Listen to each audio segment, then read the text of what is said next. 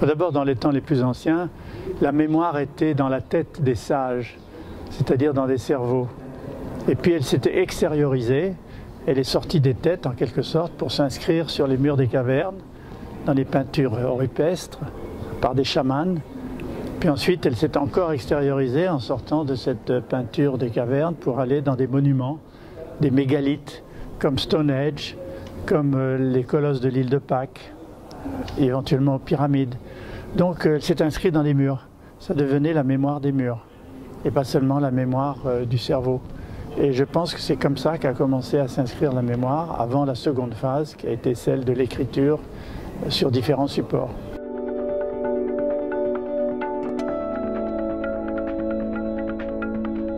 Alors, il y a d'abord eu une évolution de l'écriture sumérienne qui a permis d'écrire sur des papyrus, puis sur des tablettes d'argile gravées dans la pierre. On en retrouve des traces dans le monde entier. Et puis évidemment, il y a eu l'imprimerie avec Gutenberg et le livre. Donc la mémoire est conservée dans des livres. Il y a eu des livres qui étaient faits à la main par des moines en un seul exemplaire. Et puis le livre était attaché à des tréteaux pour pas qu'on parte avec. Puis s'il n'y en avait qu'un exemplaire et qu'il fallait 2 ou 3 ans pour écrire un livre. Ensuite, il y a un livre petit format qui s'appelait le manuel. Et ce manuel, quand il tenait dans la main, est devenu le transport de la connaissance et de l'intelligence partout.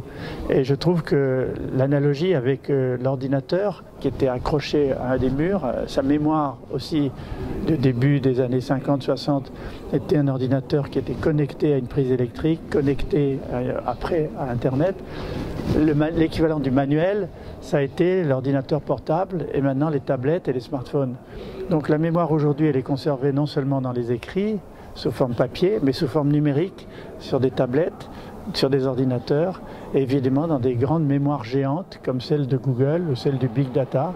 Et ceci pose des problèmes de conservation des mémoires pour l'avenir.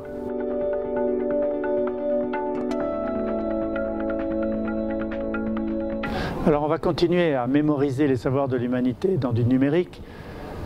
Évidemment, c'est le support actuel, mais comme on a connu des déboires avec les mémoires analogiques, on a connu des déboires avec les bandes magnétiques qui se sont abîmées, collées entre elles, donc on a perdu beaucoup d'informations, à la fois visuelles et sonores et textuelles. On essaye de renforcer le numérique dans des mémoires flash, dans des clés USB qui peuvent se promener, dans des mémoires de backup, comme on le dit, c'est-à-dire qui assurent une réserve, qui sont conservées, stockées dans des endroits extrêmement difficiles d'accès. Ça, c'est une première phase. Mais la seconde phase à laquelle beaucoup réfléchissent, c'est les mémoires quantiques. On parle beaucoup de l'ordinateur quantique, c'est-à-dire au lieu d'être fondé sur des bits d'information, il serait fondé sur des qubits d'information, c'est-à-dire que l'information n'est pas seulement 0 ou 1, elle peut être entre 0 et entre 1. Donc l'ordinateur quantique offre une quantité fantastique de capacité de traitement de l'information et de mémorisation.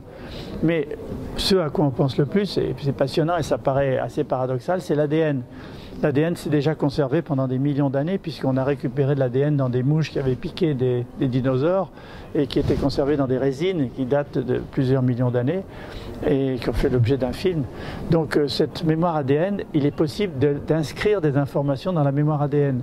D'ailleurs, il y a un grand chercheur américain qui a écrit un livre sur la biologie de synthèse, qui a stocké les 150 pages de son livre dans l'ADN en transformant le langage binaire en langage quaternaire, ATGC, adénine, thymine, guanine, cytosine de l'ADN. Et donc, il a stocké son livre dans l'ADN. Donc, beaucoup pensent qu'un des supports du futur, pratiquement indestructible, seront les mémoires d'ADN. Le big data en ADN sera à la fois un avantage et un risque, puisque conserver du big data sur les gènes des gens peut aussi atteindre la vie privée.